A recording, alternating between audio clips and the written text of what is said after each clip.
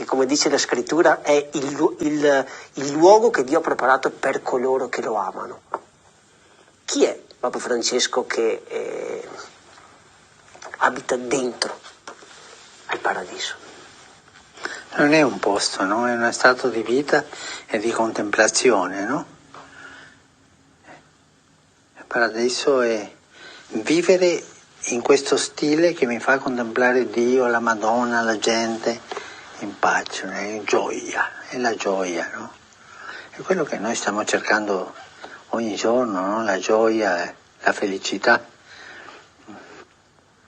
Ma davvero per entrare lì basterà aver dato un bicchiere d'acqua a chi aveva sete? Io ci credo, perché i bilanci di Dio sono bilanci non aggiustati e tante volte... C'ha un consiglio di amministrazione strano Dio per fare il giudizio finale. Lui la pensa diversamente, perché è malato. I've been selling my soul, working all day, overtime hours for bullshit pay, so I can sit out here and waste my life away, drag back home and drown my troubles away. It's a damn shame what the world's gotten to for people like me, people like you. Wish I could just wake up and it not be true, but it is. Oh, it is living in the new world. Chers amis, bonjour. En réponse à l'introduction qui vient d'être faite, eh bien, je laisserai parler Saint Alphonse Marie de Ligorie, extrait des œuvres complètes, tome 18e, les œuvres dogmatiques. Preuve de l'immortalité de l'âme. La première preuve de l'immortalité de l'âme réside dans le consentement général des hommes. Cicéron dit que le concertement général des nations doit être pris pour la voie de la nature. Et ensuite, il ajoutait que l'argument le plus fort pour prouver l'immortalité de l'âme était l'assentiment unanime que tous les hommes, de tous les temps et de tous les pays, ont donné à cette vérité. Voici ces expressions. En toute chose, le consentement de toutes les nations doit être regardé comme la loi de la nature. Ainsi, après cela, nous pensons guidés par la nature, sans autre raison, sans autre science, que la plus grande preuve de l'immortalité de l'âme est dans ce jugement intérieur, que la nature elle-même emporte. Et déjà Platon l'avait dit, les poètes qui sont des hommes divins nous apprennent que l'âme est immortelle. En second lieu, on prouve l'immortalité de l'âme par le désir que chaque homme éprouve de s'éterniser, soit par ses écrits, soit par ses hauts faits. Ce sentiment étant commun à tous, il est évident, comme nous l'avons vu, qu'il tire son origine de la nature. Et s'il naît de la nature, il est véridique, car la nature n'opère pas inutilement, ni ne communique pas des sentiments faux. En troisième lieu, l'existence d'un Dieu très parfait, d'une bonté et d'une justice infinie étant prouvée, la conséquence que les âmes sont immortelles en ressort d'elle-même. Nous voyons dans ce monde tant de justes humiliés et affligés, et tant d'hommes iniques, exaltés. Donc si Dieu est juste, il doit y avoir une autre vie dans laquelle les justes soient récompensés et les hommes iniques punis. Jérémie demande au Seigneur « Vous êtes juste, Seigneur, or pourquoi les impies prospèrent-ils dans leur voie ?» Et il répond que Dieu supporte ces impies dans la vie présente, mais que, comme on réserve pour la boucherie les chevaux pris dans les filets, ainsi Dieu réserve ces scélérats à la punition éternelle dans l'autre vie, pour en faire les victimes de sa justice infinie. Cette proposition n'est pas seulement un dogme de la religion chrétienne, mais elle est aussi un sentiment partagé par les anciens païens. Parmi les Grecs, Homère, Hésiode, Pythagore, Zénon, Platon, Moschus et Orphée pensèrent ainsi. Et parmi les Latins, Virgile, Horace, Prosperse, Sénèque et Cicéron ont dit la même chose. Et ce dernier rapporte que Socrate, tenant entre ses mains la coupe de poison qui, au terme de sa condamnation, devait lui donner la mort, dit que ceux qui se sont souillés par toutes sortes de vices sur la terre ne trouvent ensuite qu'une fausse route qui les éloigne des conseils des dieux, tandis que ceux qui se sont conservés purs et chastes ont un chemin facile qui les ramène directement à la divinité. Et il ne suffit pas de dire que le plaisir que la vertu renferme en elle-même et la punition que le vide traîne à sa suite sont la récompense des bons et le châtiment des pervers, car la récompense et le châtiment appartiennent à la justice de Dieu, qui prescrit l'exercice des vertus et défend les vices, de façon que la récompense et la punition sont extrinsèques à la vertu et au vice, et par conséquent ne doivent pas nous être dispensés par nous-mêmes, mais par la divinité. Sans compter que cette vie, encore pour les âmes les plus pures, les peines, telles que la crainte du péché, l'incertitude du salut éternel, les malheurs journaliers, etc., sont si nombreuses qu'elles dépasseraient de beaucoup les jouissances que nous procure la vertu. En sorte que, s'il n'y avait pas une vie éternelle, ces âmes resteraient sans récompense. Au contraire, les remords que les pervers endurent ne seraient pas une punition suffisante de leurs péchés. D'autant plus que dans leur cœur, plus les iniquités acquièrent de force, plus les remords se taisent. Donc, s'il n'y avait pas dans l'autre monde des peines établies pour les prévaricateurs, il arriverait que ceux qui pêchent le plus seraient le moins châtiés. En quatrième lieu, tous les philosophes tiennent pour certaines ces deux maximes. Premièrement, que le désir du bonheur parfait est donné à tous les hommes par la nature. Deuxièmement, que la nature ne fait rien inutilement. Ces deux points établis, si l'homme ne pouvait parvenir à obtenir son bonheur parfait, ce serait en vain que la nature lui aurait donné le désir. Or, nous voyons que personne sur cette terre ne peut être pleinement heureux. Donc, à moins d'accuser la nature d'injustice et de fraude, nous devons indispensablement croire à une vie autre, qui est éternelle, dans laquelle l'homme obtient la béatitude parfaite, qui est sa dernière fin. Autrement, le bonheur ne serait pas complet, bien plus, il se changerait en tourment par la pensée qu'il doit avoir un terme. En cinquième lieu, la raison principale de l'immortalité de l'âme découle de ce qu'étant spirituelle et immatérielle, elle n'a pas des parties susceptibles de corruption et de division. Et par conséquent, elle est immortelle. Comme la nature de l'âme, dit Cicéron, est simple, et qu'elle n'a en elle rien de composé, elle ne peut être divisée. Et puisqu'elle ne peut être divisée, il n'en suit qu'elle ne peut périr.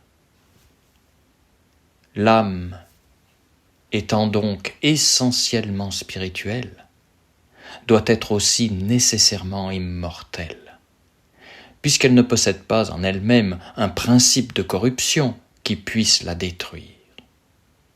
on ne nie pas pour cela que Dieu, par sa toute-puissance, ne puisse l'anéantir. Mais alors, il opérerait en maître et non pas comme auteur de la nature, car comme tel, il ne laisse pas de conserver ce qui est de sa nature immortelle. Mais pour nous, chrétiens, ce qui l'emporte sur toute autre preuve, c'est la foi, qui nous enseigne à croire que l'âme est immortelle. C'est avec cette prérogative que les divines Écritures nous la montrent dans les Maccabées. Nous voyons que Judas fit offrir ses sacrifices expiatoires pour les âmes des morts dans une bataille.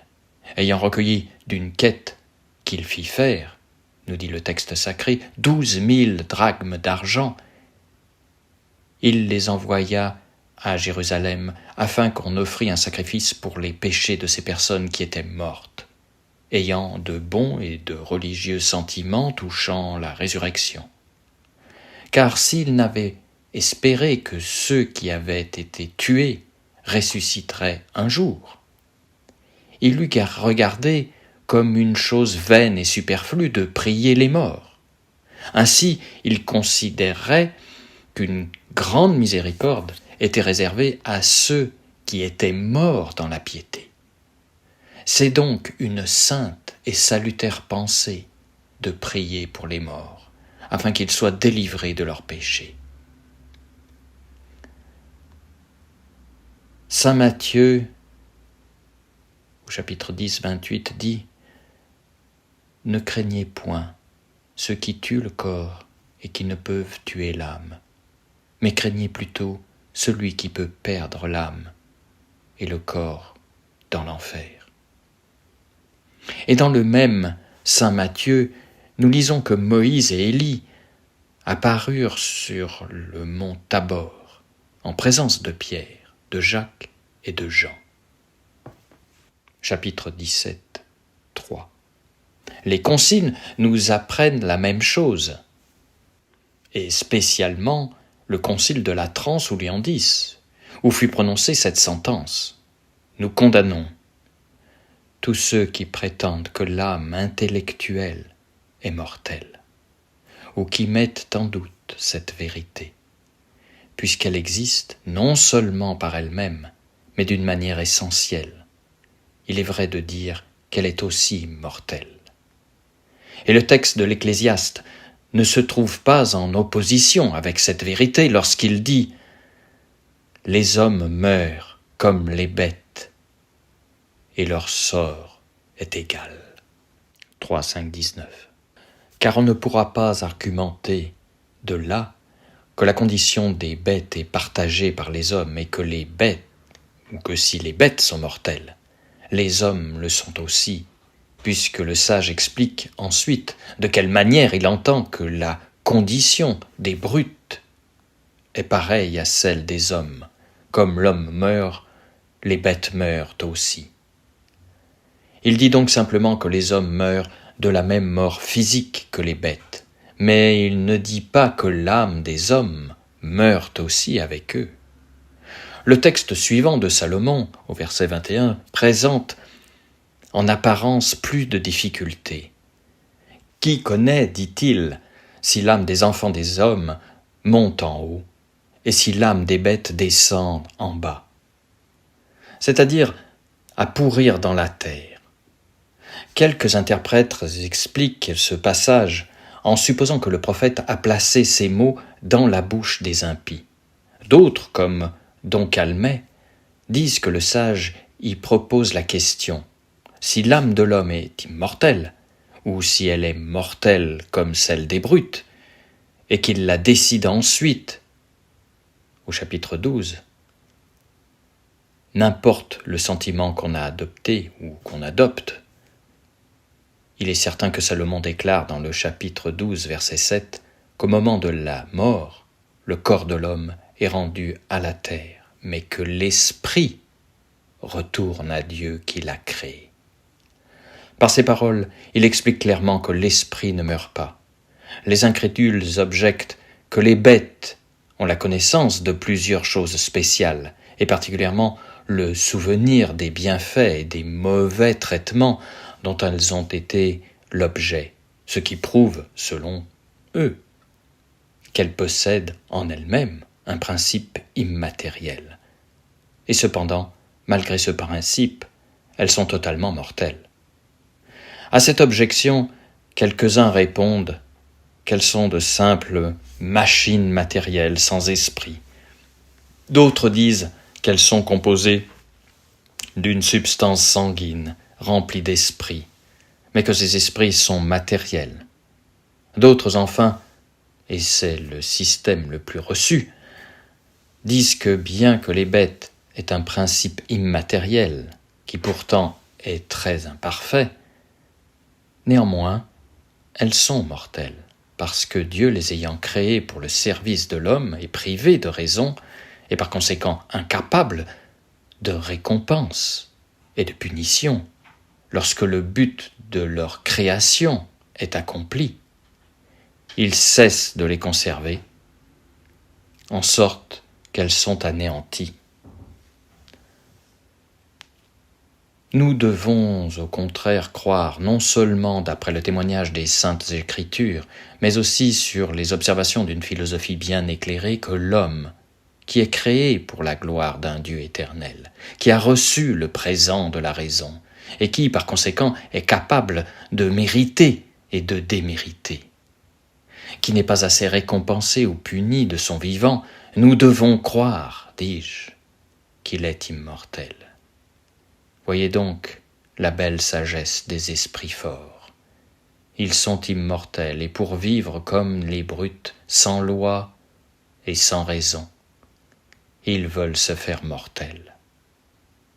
Ils aspirent au grand bonheur d'être des brutes. I've been selling my soul, working all day, overtime hours for bullshit pay, so I can sit out here and waste my life away, drag back home and drown my troubles away. It's a damn shame what the world's gotten to for people like me, people like you. Wish I could just wake up and it not be true, but it is. Oh, it is living in the new world. Après cette merveilleuse lecture de saint Alphonse de Liguori, j'aimerais aussi rappeler quelques notions issues du catéchisme catholique populaire de François Spirago concernant le ciel, c'est-à-dire le paradis. Le ciel est le séjour de la béatitude éternelle. Le Christ donna à ses apôtres un avant-goût du ciel sur le Tabor. Saint Matthieu 17. Le ciel s'ouvrit au baptême de Jésus. Saint Étienne vit le ciel ouvert. Actes des apôtres 7, 55. Saint Paul fut ravi au ciel. 2 Corinthiens 12, 2. Le ciel est à la fois un lieu et un état. Comme lieu, il est, selon quelques théologiens, au-delà du monde sidéral. Ce n'est qu'une opinion, mais elle est fondée sur la tournure des paroles du Christ, qu'il est descendu du ciel, qu'il y remonterait, qu'il en reviendrait. Le ciel est aussi un état de l'âme. Il consiste dans la vision de Dieu, saint Matthieu 18:10. Dans la paix et le bonheur de l'esprit. Romains 14:17. Quand les anges et les saints nous visitent ici-bas, ils ne cessent donc pas d'être au ciel, car ils ne peuvent pas être privés de la vision de Dieu. Saint Bernard. Jésus-Christ est le roi du ciel. Je suis roi, disait-il à Pilate, mais mon royaume n'est pas de ce monde. Saint Jean 18:36. Le bon larron reconnaissait cette royauté quand il disait au Sauveur, « Seigneur, souvenez-vous de moi quand vous serez dans votre royaume. » Saint Luc 23:42. Au ciel, nous verrons les anges de Dieu monter et descendre sur le Fils de l'homme. Saint Jean 1:51. Au ciel, les anges adorent le Christ. Hébreux 1:6.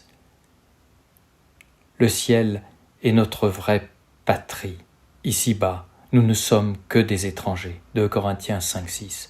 C'est la vérité que nous représentent les processions. Deuxième principe, le ciel n'est accordé qu'aux âmes parfaitement pures de péché et de peine du péché. Les âmes seules entreront au ciel qui n'auront commis aucun péché après le baptême, ou qui, ayant péché, auront complètement expié leurs fautes, soit sur terre, soit au purgatoire. Concile de Florence. Rien d'impur n'entrera dans le ciel. Apocalypse 21-27. Le ciel n'a été ouvert que par la mort du Sauveur. Les âmes des justes furent obligées d'attendre leur rédemption dans les limbes. On gagne le ciel par la souffrance et les victoires sur soi-même. Il faut, dit saint Paul, entrer dans le royaume de Dieu par beaucoup de tribulations. Actes des Apôtres 14-21. Les bois destinés au temple de Jérusalem étaient équaris et préparés au Liban, même pour être montés sans bruit. Les élus doivent être taillés ici-bas par les souffrances pour pouvoir se réjouir sans aucune douleur dans la Jérusalem céleste. Pour rajouter à la clarté du propos, après ces extraits, laissez-moi rajouter d'autres extraits du catéchisme de Spirago sur les deux jugements après la mort. Il y a le jugement particulier, immédiatement après la mort, où il est décrété, dit saint Paul, que tous les hommes mourront, et la mort est suivie du jugement. Hébreux 9, 27. La parabole du mauvais riche et de Lazare nous apprend que les deux furent jugés après leur mort. Les païens eux-mêmes croyaient à l'existence de 3 juges dans les enfers. Au moment de la mort, Dieu nous adressera les paroles du maître et à l'intendant. Citation. Rends compte de ton administration. Fin de citation. Saint Luc 16, 22. Aussitôt après a lieu le juste paiement du salaire. Dieu demande des hommes qu'ils ne retiennent pas le salaire du journalier après sa journée. À plus forte raison devons-nous attendre de Dieu qu'il ne retiendra pas le salaire durement gagné par l'homme pendant sa vie. La mort est le moment du paiement du salaire, de la rentrée de la moisson. Saint Ambroise. Si certains hommes subissent un retard dans ce règlement de leur journée, c'est-à-dire s'ils sont d'abord soumis à l'épreuve du purgatoire, ils n'ont qu'à s'en prendre à eux.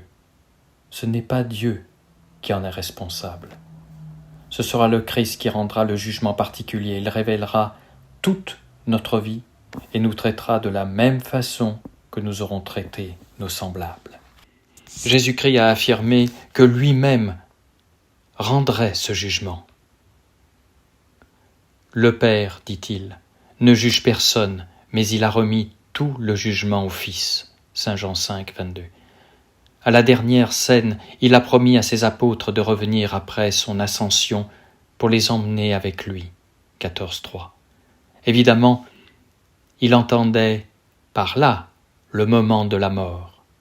Jésus dit de même de Saint Jean, « Je veux qu'il reste jusqu'à ce que je vienne. » 21, 22. Les apôtres eux-mêmes disaient que tant qu'il vivrait, il serait loin de lui. 2 Corinthiens 5, 6. Il ne faut cependant pas se représenter ce jugement comme une ascension de l'âme vers le Christ ou une descente du Christ vers l'âme sur la terre. Ce mouvement n'est aucunement nécessaire. Le Christ illumine l'âme sortant du corps de telle façon qu'elle verra instantanément, avec une netteté parfaite, que son Sauveur rend sur elle un juste jugement. Cette illumination fait comprendre à l'âme que Dieu révèle la vie de l'homme tout entière. De même, dit le Christ, que l'éclair part de l'Orient et paraît tout d'un coup jusqu'à l'Occident, ainsi en sera-t-il de la venue du Fils de l'homme. Saint Matthieu 24-27. Cela signifie qu'au moment de la mort, qui est la venue de Jésus-Christ, toute notre vie apparaîtra devant notre âme avec la rapidité et l'éclat de la foudre. Quand l'heure de la justice divine viendra, Dieu mettra tous les détails de la vie du mourant devant ses yeux. Au moment de sa mort, les œuvres de l'homme seront révélées. Tous ceux qui ont déjà été près de la mort affirment qu'à ce moment, les événements oubliés depuis longtemps des actions de la jeunesse apparurent vivement à leur esprit. Au moment de la mort, les actions les plus cachées seront révélées. Il n'y a rien de secret, dit le Christ, qui ne doive être découvert, ni rien de caché qui ne doive être connu et paraître publiquement. Saint Luc 8,17. Nous nous souviendrons et nous rendrons compte de toute parole inutile. Saint Matthieu 12,36. Notre esprit ressemble à un peintre qui dessine dans notre intérieur toutes sortes de pensées, de projets, d'images. Jusqu'à la mort, ces tableaux sont couverts comme d'un voile. Et à sa chute, ils tourneront à la gloire de l'artiste ou à son déshonneur, s'ils représentent les hontes du vice. Saint Basile. À la mort d'un homme, on ouvre son testament. Il est facile d'expliquer pourquoi on peut dire la même chose de sa conscience. Un rayon de soleil fait voir dans une chambre 1000 grains de poussière. Il en sera de même pour nos fautes les plus légères, quand le soleil de justice pénétrera dans nos âmes. Au jour du jugement, nous verrons la face de Dieu vis-à-vis de nous, comme durant notre vie, nous nous étions montrés vis-à-vis du prochain. Dieu est un miroir qui rend parfaitement l'image de celui qui est devant lui. Saint Louis Grignon de Montfort. On se servira, dit le Christ, de la même mesure dont vous vous serez servis envers les autres. Saint Matthieu 7, 2. Le jugement est suivi de la rétribution. Et puis après le jugement particulier des âmes vont soit au ciel, soit en enfer, soit au purgatoire. La parabole du mauvais riche et du pauvre Lazare nous montre que la sentence du juge est exécutée immédiatement. Saint Luc 16. L'Église enseigne que les âmes qui n'ont pas péché après le baptême, que celles qui après avoir péché ont complètement expié leurs fautes, soit sur terre, soit au purgatoire, sont reçues aussitôt dans le ciel, et que celles qui meurent dans le péché mortel tombent aussitôt en enfer. Deuxième concile de Lyon en 1274. Les âmes des justes qui sont parfaites vont au ciel dès qu'elles ont quitté leur corps. Saint Grégoire, Grignon de Montfort. Aussitôt qu'une âme juste est sortie du corps, elle est séparée des âmes pécheresses et introduite au paradis par les anges. Saint Justin. C'est une erreur de croire que les âmes justes n'ont jusqu'à la résurrection des corps qu'un avant-goût de la félicité éternelle, et que les pécheurs ne seront soumis complètement à la damnation qu'après le jugement dernier. Peu d'hommes entrent au ciel aussitôt, car rien d'impur ne peut entrer au ciel. Apocalypse 21-27. Peu de justes échappent au purgatoire. Saint Robert Bellarmine. Il y a des théologiens qui prétendent que les damnés seront plus nombreux que les élus. Ils se fondent sur ces paroles de Jésus. Beaucoup sont appelés, mais peu sont élus. Saint Matthieu 26. Tous doivent être sauvés, mais peu coopèrent à la grâce et se sauvent. Moindre est le nombre de ceux qui iront au ciel. Saint Thomas d'Aquin. Outre le jugement particulier, il y aura un jugement général. Celui-là ne regarde que l'âme comme agent principal du bien et du mal, à récompenser ou à punir. Celui-ci comprendra aussi dans la rétribution de le corps comme instrument des actes de l'âme. En vous remerciant de votre écoute. I've been selling my soul, working all day, overtime hours for bullshit pay, so I can sit out here and waste my life away, drag back home and drown my troubles away. It's a damn shame what the world's gotten to for people like me, people like you. Wish I could just wake up and it not be true, but it is. Oh, it is living in the new world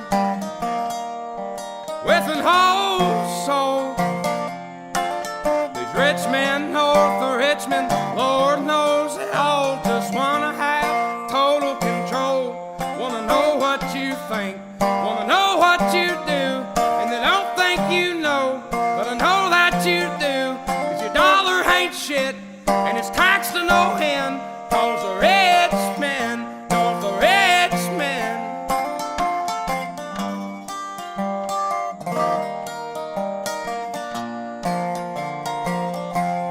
I wish politicians would look out for miners, and not just miners on an island somewhere. Lord, we got folks in the street, ain't got nothing to eat, and the obese milking welfare. Well, God, if you're 5'3" and you're 300 pounds, taxes ought not to pay for your bags of fudge rounds. Young men are putting themselves 6 feet in the ground, 'cause all this damn country does is keep on kicking them down.